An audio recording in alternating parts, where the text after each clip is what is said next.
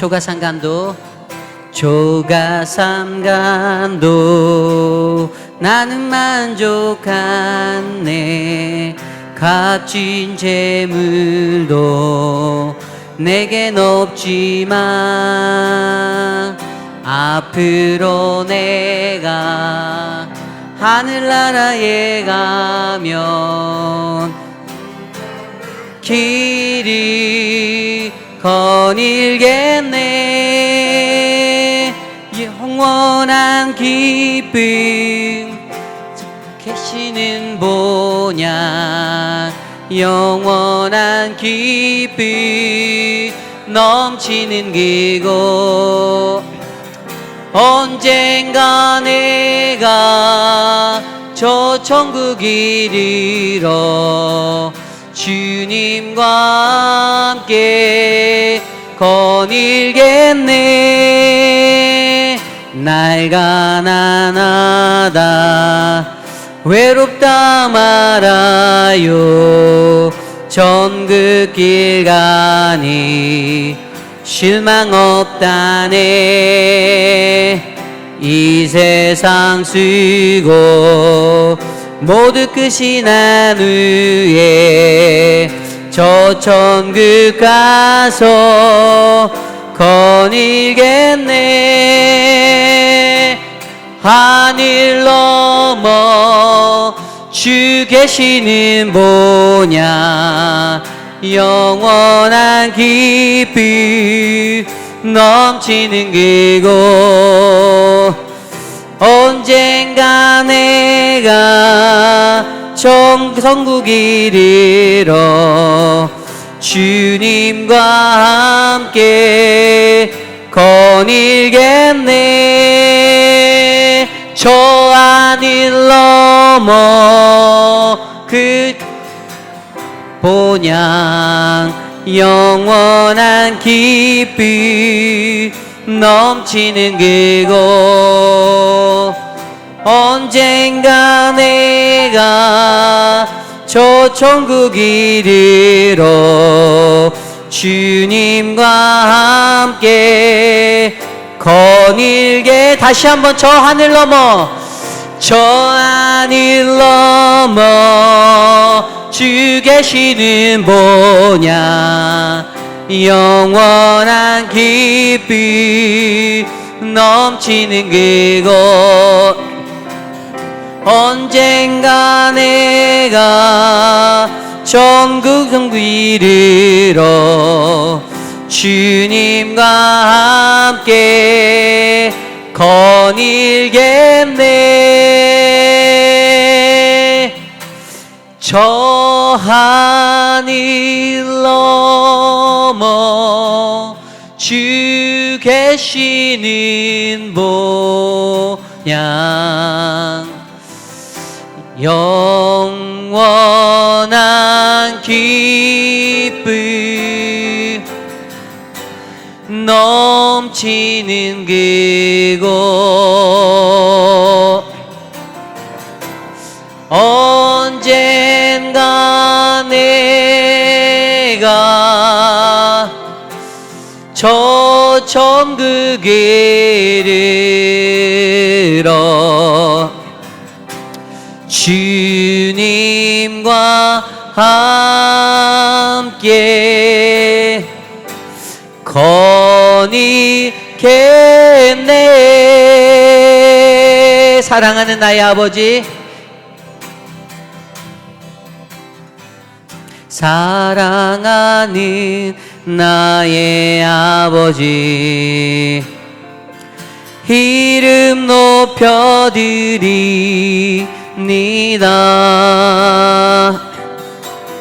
주의 나라 찬양 속에 임하시니 능력에 주께 찬송하네.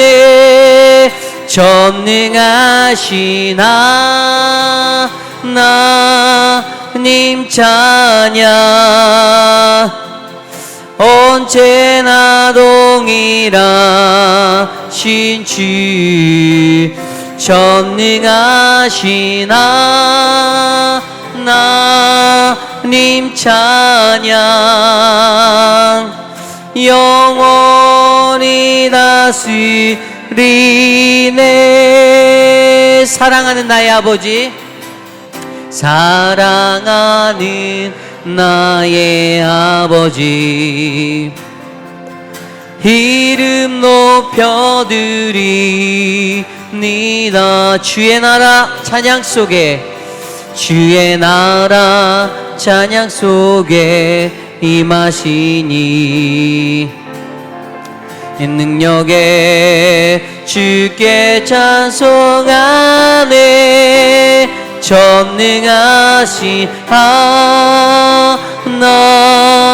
하나님 찬양 언제나 동일하신 주 전능하신 하나님 찬양 영원히 다스리네. 나 주의 이름 높이리. 나 주의 이름 높이리. 나 주의 이름 높이리. 나 주의 이름 높이리. 하늘 높이 하늘 높이 올린 깃발처럼 주의 이름 높이 전능하신 하나님 전능하신 하나님 찬양 언제나 동일하신 주 전능하신 하나님 찬양 영원히 다스리 전능하신 하나님 전능하신 하나님 찬양 언제나 동일하신 주 전능하신 하나님 찬양 영원히 다스리네. 하나님의 음성을 하나님의 음성이 듣고자 기도하면 귀리 기울이시고 내 기도를 들어주신다네. 깊은 웅덩이와 수렁에서 끌어주시고 나의 발을 반석 위에 세우시사 나를 든든히 하셨네. 다시 한번 찬양합니다. 하나님의 음성을 하나님의 음성이 듣고자 기도하며 귀를 기울이시고 귀를 기울이시고 내 기도를 들어주신다네. 깊은 웅덩이와 수렁에서 끌어주시곤 나의 발을 반석 위에 세우시사 나를 든든히 하셨네. 새 노래로 부르자 랄라라 하나님께 올리 찬송이 새 노래로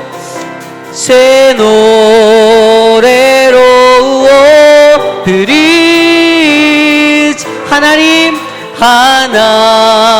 하나님 사랑이 주를 의지하고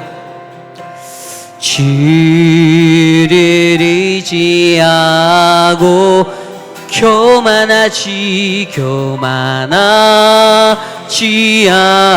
않으며 거짓에 치우치지 아니하며 복이 있으리라. 여호와 나의 주는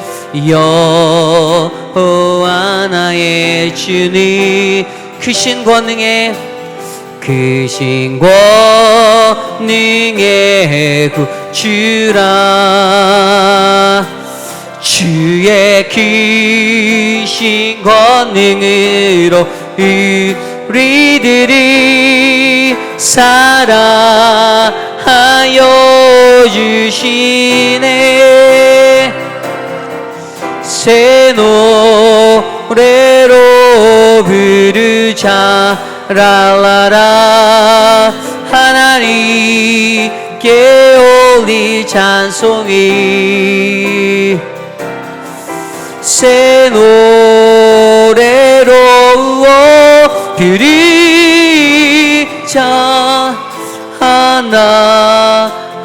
하나님 사랑 새 노래로 부르자 새 노래로 부르자 랄라라 하나님께 올릴 찬송이 새 노래로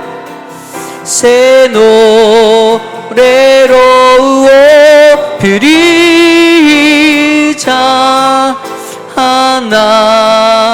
하나님 사랑이. 오늘 예배를 위해서 함께 기도합시다. 오늘 예배 가운데 나온 우리의 마음 가운데 하나님의 말씀으로 우리를 만져주시옵소서. 우리가 말씀을 들을 때 말씀을 증거하시는 김희철 목사님을 통하여 하나님의 생명의 말씀이 우리에게 전달되게 해달라고 이 시간 함께 기도하시고 말씀 듣기 원합니다. 기도하겠습니다. 주님 감사합니다.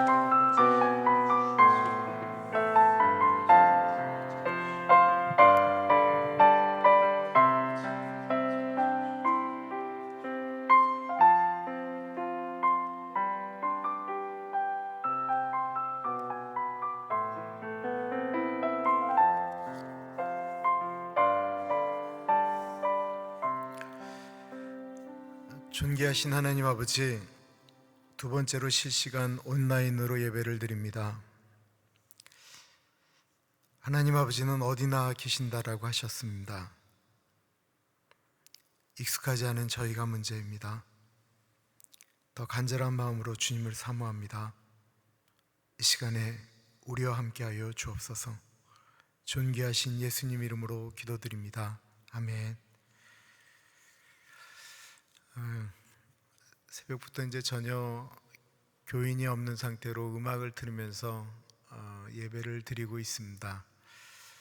그것도 너무 감사하고, 오늘 이 수요일 날 사랑하는 교육자들만 모여서 예배 드릴 수 있도록 여러분들이 협조해 주신 것도 너무 감사드립니다. 하나님께서 오늘 우리에게 주시는 말씀은 요한복음 21장 15절에서부터 17절까지의 말씀입니다. 하나님의 말씀을 받들어 봉독할 때에 살아계신 하나님의 음성을 들으시기 바랍니다. 그들이 조밥 먹은 후에 예수께서 시몬 베드로에게 이르시되 요한의 아들 시몬아, 내가 이 사람들보다 나를 더 사랑하느냐 하시니 이르되 주님 그러하나이다. 내가 주님을 사랑하는 줄 주께서 아시나이다. 이르시되 내 어린 양을 먹이라 하시고, 또 두 번째 이르시되 요한의 아들 시몬아, 내가 나를 사랑하느냐 하시니 이르되 주님 그러하나이다.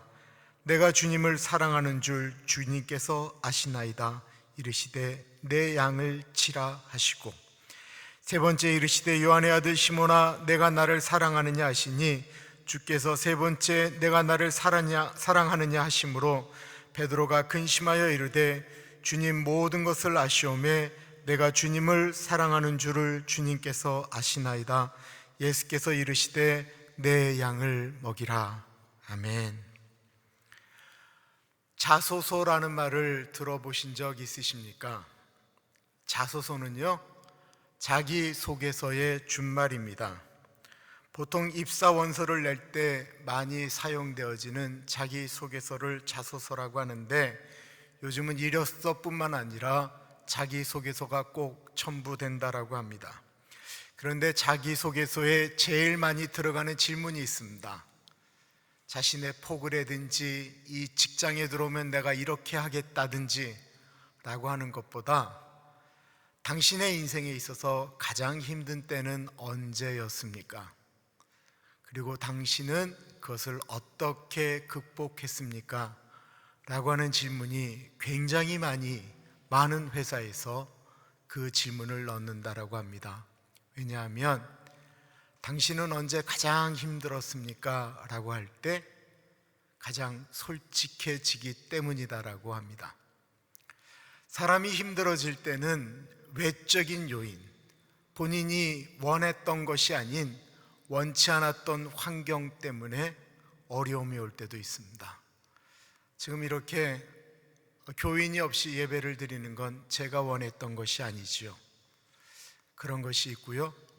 또 다른 하나는 자기가 실수해서 일어나는 어려움입니다.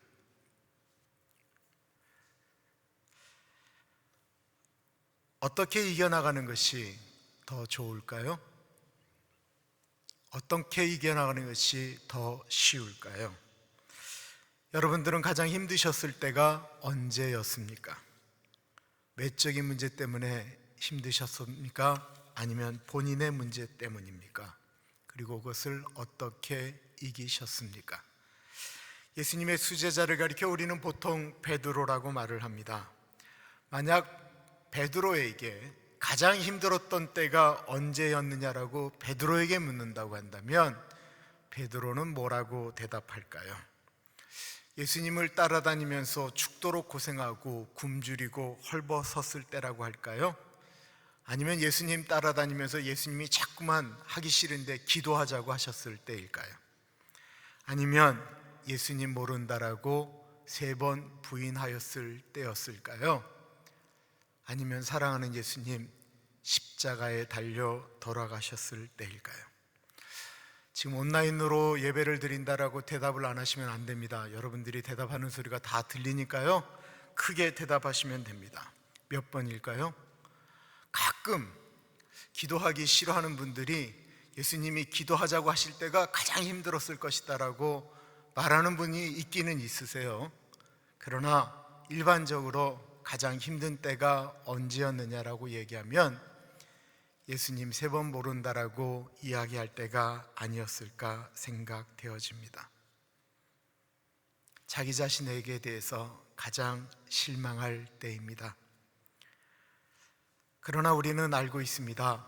베드로가 그것을 넉넉하게 극복했을 뿐만 아니라 초대교회의 가장 큰 어른으로 리더가 되었다라는 사실을 말입니다. 그러면 어떻게 베드로는 그 어려움을 극복할 수 있었을까요?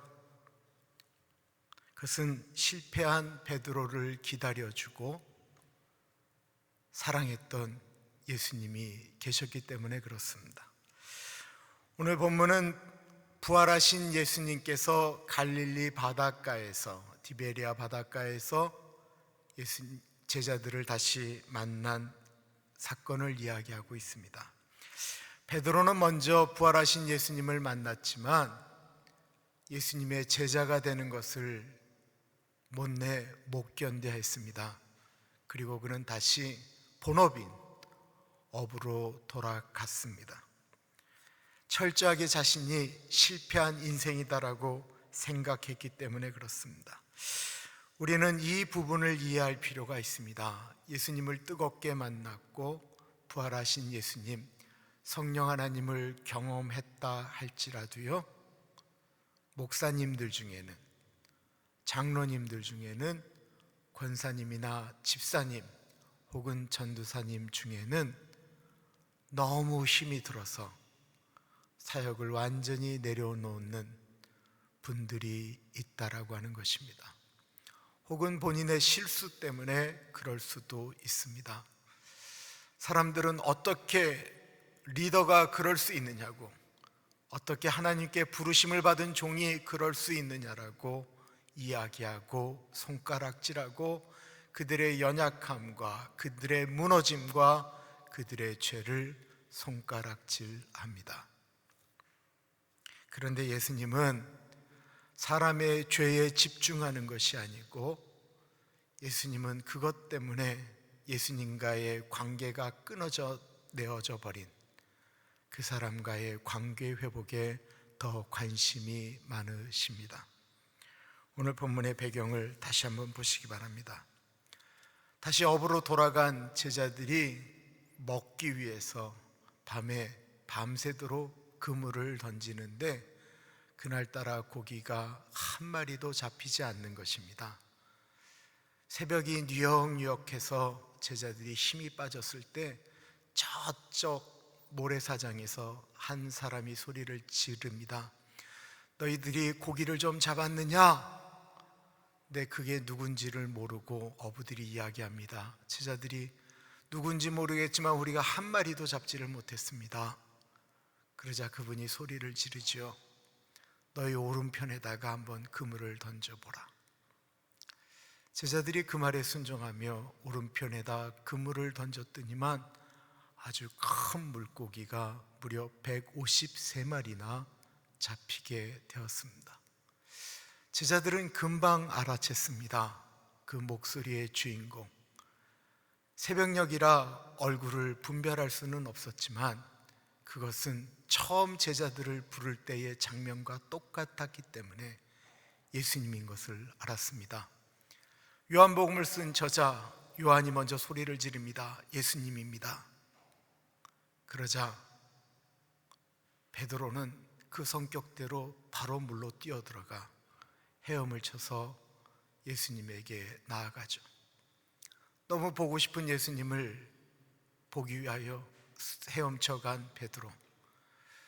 그러나 예수님 앞에 서자 반갑다고 허그도 못하고 쭈삣쭈삣거리며 예수님이 앉아있는 곳에 말없이 앉아 불을 쬐고 있습니다. 이 장면이 베드로에겐 어떤 느낌이었을까요? 오른편으로 그물을 던져라 할 때는 처음 예수님을 만났을 때의 광경이 떠올랐을 것입니다. 그죠? 그리고 예수님이 거기에 생선을 굽고 떡을 준비해서 나눠줄 때는 예수님과 3년 반 동안 먹고 마시고 자고 했던 즐거웠던 모습이 떠올랐을 것입니다. 그런데 지난번에도 말씀드렸던 이 숯불, 예수님 앞에 놓여있는 장작불이 아닌 이 숯불은 베드로가 3번 예수님을 모른다라고 부인할 때 그때 불타올랐던 숯불과 똑같은 것이었습니다. 베드로는 고개를 들 수가 없습니다. 예수님 부활하신 다음에 이미 한번 만났죠. 그때 예수님이 너 어떻게 나한테 그럴 수 있었느냐라고 혼이라도 내셨으면 좀 마음 편할 텐데 베드로를 보시면서도 그냥 네가 평안하냐 말씀하셔서 베드로의 마음은 편하지가 않았습니다. 다시 예수님을 만나는 그 현장이 베드로는 반가우면서도 불편합니다. 베드로는 완전히 실패한 인생처럼 그 자리에 앉아 있습니다. 예수님을 만났지만 자신을 용납할 수가 없습니다. 베드로에겐 예수님과 함께 앉아 있는 그 숯불이 꽤나 힘든 시간입니다. 이때 예수님이 베드로에게 물으십니다. 15절입니다. 그들이 조반 먹은 후에 예수께서 시몬 베드로에게 이르시되 요한의 아들 시몬아, 내가 이 사람들보다 나를 더 사랑하느냐 하시니 이르되 주님 그러하나이다. 내가 주님을 사랑하는 줄 주님께서 아시나이다. 이르시되 내 어린 양을 먹이라 하시고. 여기서 예수님이 베드로의 이름을 부를 때 베드로야 라고 이름을 부르시지 않으셨습니다.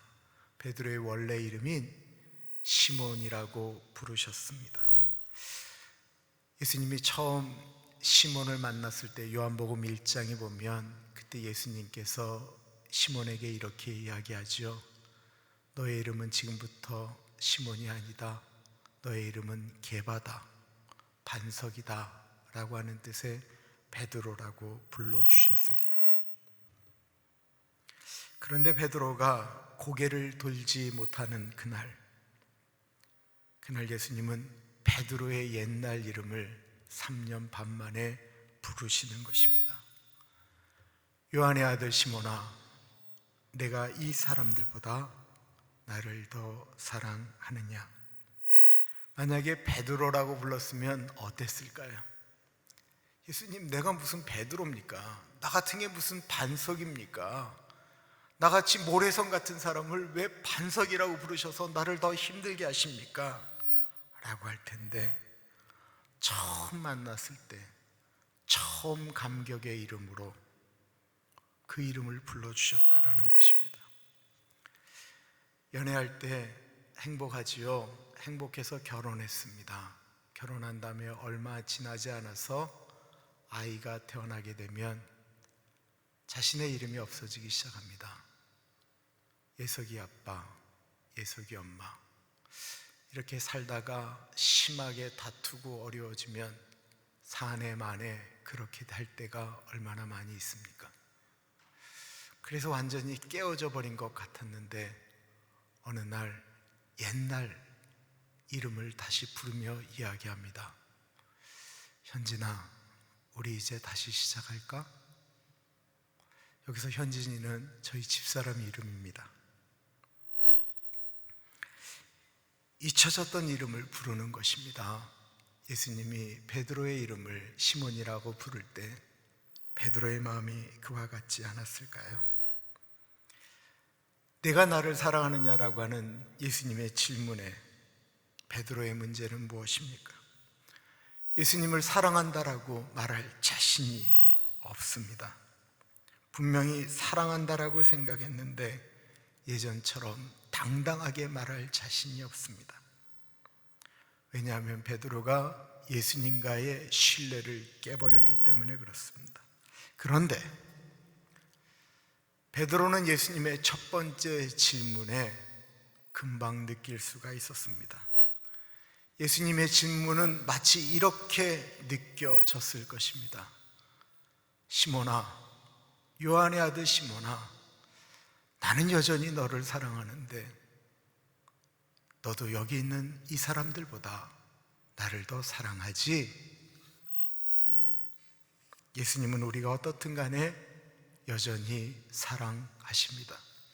내가 실수해서도 사랑하시고요, 내가 별로 예수 믿는 사람답지 못해도 사랑하십니다. 내가 별로 목사나 장로나 권사나 집사나 전도사 같지 못해도 사랑하십니다. 실패의 회복은 여전히 사랑하는가 라고 하는 것입니다. 주님은 여전히 사랑하신다라는 것입니다. 다윗은 범죄한 다음에 하나님이 자신을 떠날까 두려워했습니다. 그러나 하나님은 다윗을 여전히 사랑하셨고 그의 실패 위에 그를 다시 회복시키셨습니다. 요한일서 4장 19절은 그래서 이렇게 말합니다. 우리의 사랑함은 그가 먼저 우리를 사랑하였습니다. 하나님이 우리를 먼저 사랑하셨습니다. 말로만 사랑하셨습니까? 우리의 죄를 해결하시기 위하여 하나밖에 없는 아들을 이 땅에 보내셨고 십자가의 제물되게 하심으로 하나님이 우리에 대한 사랑을 확증하셨습니다.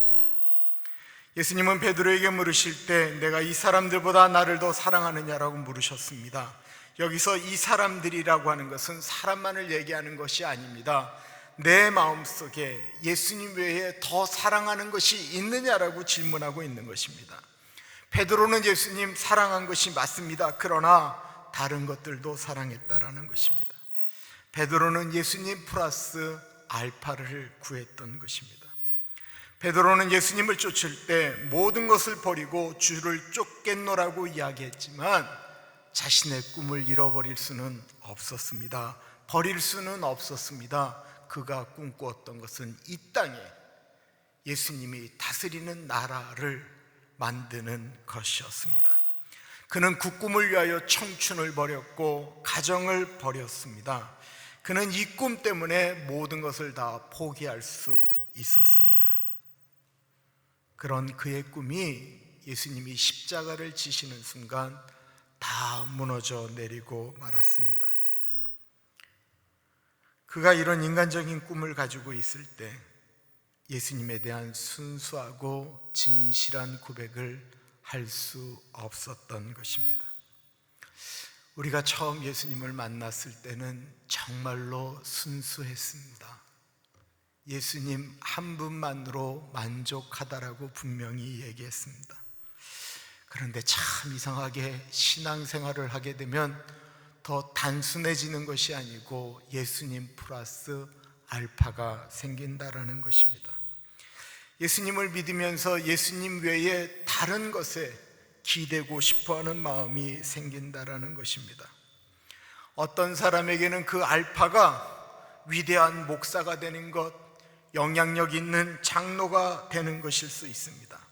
어떤 사람에게는 그 알파가 교회에서 신앙생활하면서 다른 사람에게 인정받고 싶은 것입니다. 어떤 사람은 예수 믿고 이 세상에 나가서 사람들에게, 다른 사람들의 인정을 받고 싶어하는 것입니다. 요즘같이 힘든 세상에서는 돈일 수도 있습니다. 목사들에게는 사랑하는 교인이 알파일 수도 있습니다. 예수 믿으면서 예수로만 만족하지 않는 것입니다. 지금은 이제 목회를 하고 있는 문희곤 목사님이라고 계신데, 이분이 예수전도단 그 대표로 계실 때 썼던 책이 하나 있습니다.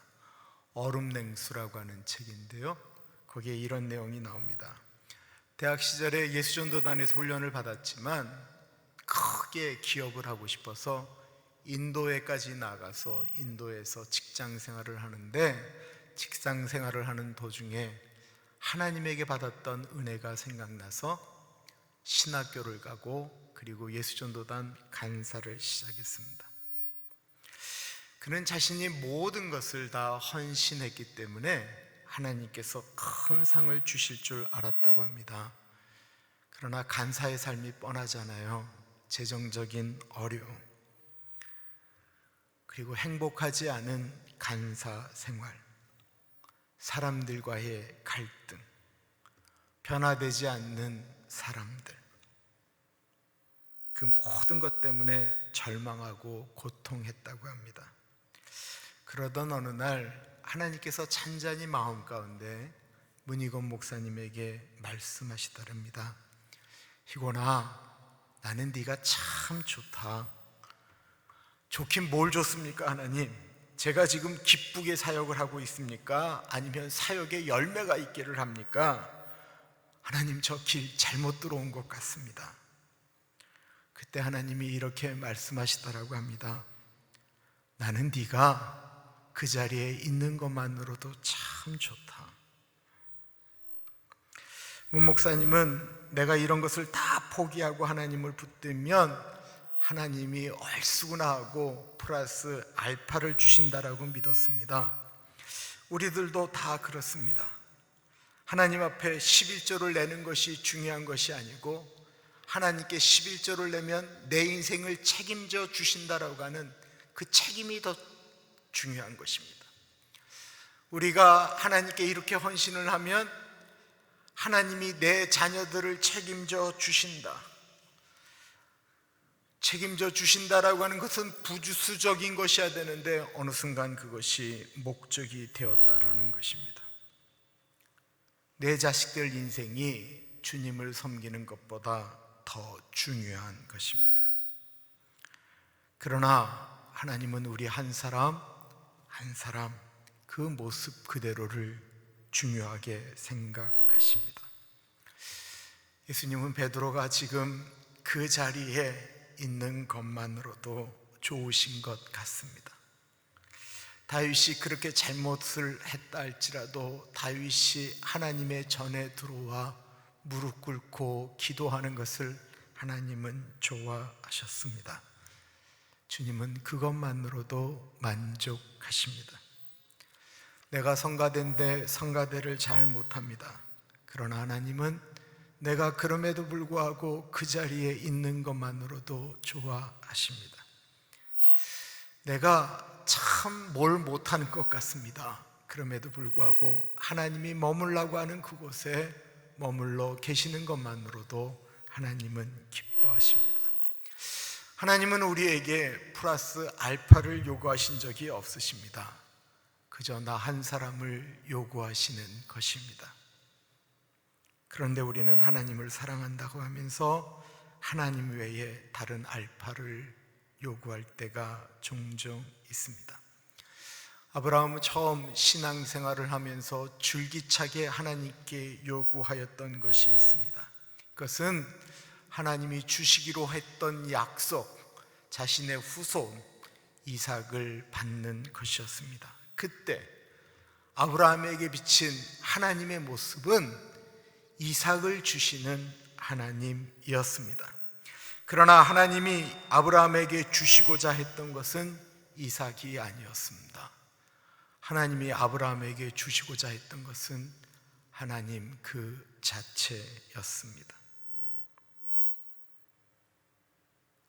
아브라함이 하나님과 자신 사이에 아무것도 끼일 수 없다라는 것을 깨달았을 때 아브라함은 독자 이삭을 하나님께 드릴 수 있었습니다. 예수님은 이러한 절대적인 사랑을 우리에게 요구하십니다. 예수님은 우리의 어떤 행동을 먼저 요구하는 것이 아닙니다. 내가 다른 어떠한 것보다 나를 더 사랑하느냐라고 물으십니다. 예수님이 우리를 무엇보다도 더 사랑하셨기 때문에 그렇습니다. 예수님이 우리에게도 베드로처럼 사랑 고백을 듣기를 원하십니다. 베드로가 사랑 고백을 하자 예수님이 부탁하셨습니다. 내 어린 양을 먹이라. 베드로를 향한 예수님의 간곡한 부탁이었을 뿐만 아니라 거룩한 명령이었습니다. 주님, 나 같은 것이 어찌 주님의 제자가 되겠습니까? 그저 주님 한 사람 한 분 그냥 사랑하며 만족하며 살겠습니다. 저는 자격이 없습니다. 그런 베드로에게 예수님은 다른 건 묻지 않으셨습니다. 내가 나를 사랑하는 그것 하나만 있으면 된다. 그것만 있으면 나는 너에게 맡길 수 있다라고 말씀하고 있는 것입니다. 그래서 베드로가 사랑 고백을 할 때마다 내 어린 양을 먹이라, 내 양을 치라, 내 양을 먹이라 3번 부탁하셨습니다. 베드로는 예수님과 사랑의 관계성을 맺고 난 후에 사랑에 눈을 뜨게 되었습니다. 사랑은 이렇게 놀라운 힘이 있는 것입니다. 교인들과 이야기를 하다 보면 얼마나 많은 상처들이 있었는지 모릅니다. 자신들에게 사기친 사람들, 친척들, 부모님들, 형제들 상처가 그렇게 많은데 많은 분들이 내가 예수 그리스도의 사랑으로 용서했다라고 말을 합니다. 회복될 수 없다라고 여겼던 베드로, 그런 그도 예수님의 사랑으로 회복되었습니다. 그리고 예수님의 마음으로 다른 사람들을 품기 시작했습니다.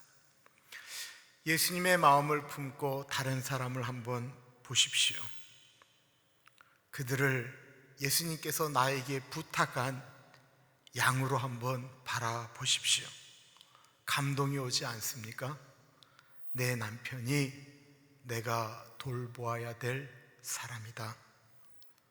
아내가 내가 돌보아야 될 사람이다.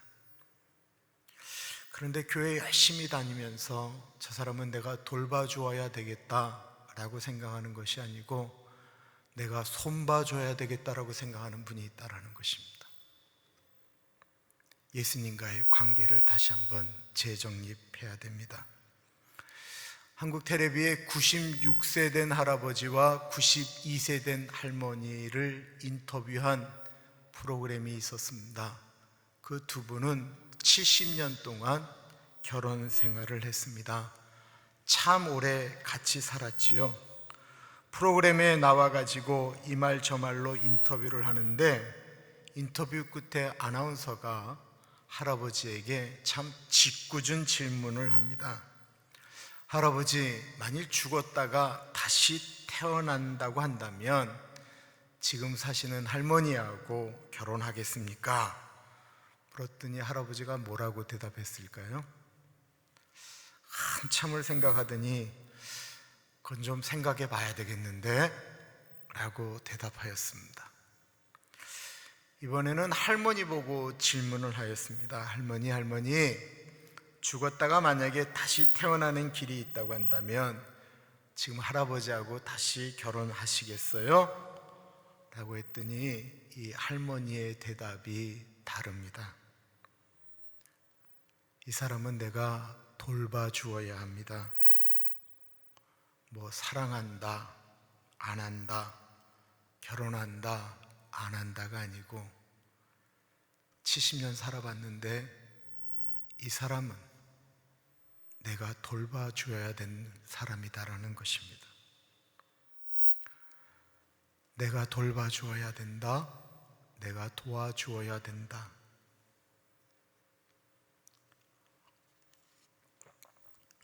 그것이 사랑입니다. 예수님이 그런 것입니다.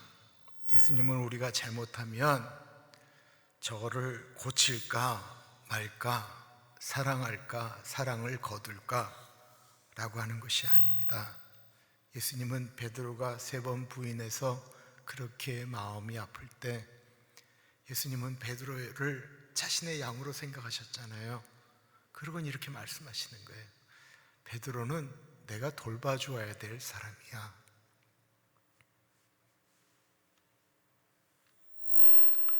이 예수님과의 기다림이, 이 예수님의 그 무조건적인 사랑이 3번 예수님을 모른다라고 예수님을 저주했던 그 베드로를 사도행전의 대사도 베드로로 만들었습니다. 베드로가 예수님의 사랑을 확신하게 되었을 때 그는 더 이상 갈등하거나 연약한 존재가 아니었습니다. 그는 원수들이 기다리는, 자신을 잡아 죽이겠다라고 하는 사람들이 기다리는 예루살렘으로 올라가서 복음을 전했습니다. 분열하기 쉬운 사도들과 많은 이야기들이 만들어졌던 시끄러운 초대교회를 능력 있게 감당하였습니다. 그리고 우리가 잘 아는 것처럼 마지막에 로마에 가서 예수님처럼 십자가에 달렸는데 어떻게 내가 감히 예수님처럼 똑바르게 매달리겠느냐고 이야기하며 거꾸로 매달려 순교하였습니다. 우리도 살다 보면 목적을 잃어버릴 때가 있습니다. 일을 하다가 실패해서 목적이 좌절될 때도 있습니다. 하나님 앞에 굳게 약속했던 그 약속의 말씀을 잃어버릴 때도 있습니다. 예수님 앞에 입을 벌려 기도하는 것조차 힘들 때도 있습니다. 예수님은 우리가 실패했던 과거를 묻고 계시지 않습니다. 어저께 실패했는데 오늘 우리가 만난 예수님은 네가 오늘 나를 사랑하느냐라고 묻고 계십니다. 어저께는 실패했지만 오늘 내가 고백하는 겁니다. 예수님, 내가 예수님 사랑합니다. 네가 오늘 나를 사랑하느냐? 예수님, 그렇습니다. 어저께는 내가 실패했지만 그래도 예수님, 내가 예수님은 사랑합니다. 예수님은 그 고백 들으시면 됐습니다. 그럼 내 양을 먹이라 말씀하십니다. 온라인으로 예배를 드립니다. 베드로를 사랑하셨던 예수님, 오늘 말씀을 드리면서 주변에 있는 사람들을 한번 생각해 보지 않으시겠습니까? 나도 있는 그대로 그들을 좀 봐주어야 되겠다. 그리고 실패했지만 나도 베드로처럼 예수님 사랑합니다 라고 고백해야 되겠다. 예전에는 같이 모여서 기도하기 때문에 소리를 내시지도 못했는데요, 주여 삼창하셔도 되고 마음껏 소리를 내시면서 기도하셔도 돼요. 우리 이 시간에 주님, 나에게 힘을 주십시오. 내가 예수님 사랑합니다 라고 하는 이 고백을 들어주십시오. 그리고 나도 다른 분들에게 예수님의 마음으로 그들을 보게 하여 주십시오. 우리 같이 기도하겠습니다. 존귀하신 하나님 아버지, 베드로를 부르셨던 그 예수님을 기억합니다. 하나님 아버지, 그 마음으로 주님, 우리도 주님 앞으로 나아갑니다. 과거를 묻지 아니하시고 실패한 것을 이야기하지 아니하시고 인철아, 네가 오늘 나를 사랑하느냐라고 물으시는 예수님, 그 예수님 앞에 예수님 사랑합니다 고백하는 우리 모두가 되어질 수 있도록 하나님 인도하여 주십시오. 하나님 아버지, 더 간절함으로 주님 앞으로 나아갑니다. 하나님 같이 하여 주시옵소서. 하나님 아버지, 예수님의 마음을 우리에게 주셔서 오늘 우리도 그냥 주변에 있는 사람을 평가하는 것이 아니고 저 부족함 내가 돌봐주어야지 라고 고백할 줄 아는 우리들 되어질 수 있도록 인도하여 주옵소서.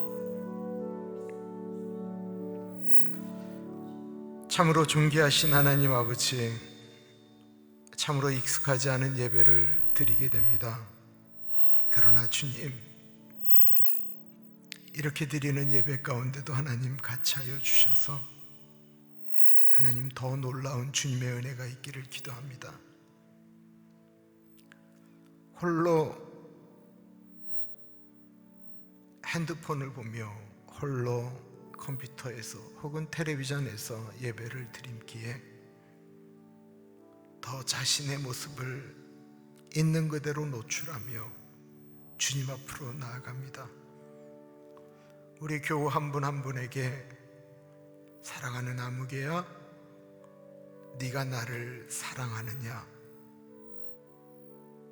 라고 하는 그 질문에 예수님, 그렇습니다. 내가 참 모양은 형편없지만 그래도 내가 예수님 사랑합니다. 그렇게 고백하는 우리들 되게 하여 주십시오. 예수님이 베드로를 있는 모습 그대로 보아주시고 안아주셨던 것처럼 부족함이 보이는 내 주변에 있는 사람들, 나에게 맡겨준 영혼들을 저 사람은 내가 돌봐주어야 될 사람입니다 라고 고백할 줄 아는 우리들 되게 하여 주옵소서. 지금은 우리 주 예수 그리스도의 은혜와 우리를 너무나도 사랑하셔서 하나밖에 없는 아들을 넉넉하게 보내주신 하나님 아버지 그 크신 사랑하심과 성령 하나님 감화감동 역사 충만 교통하심이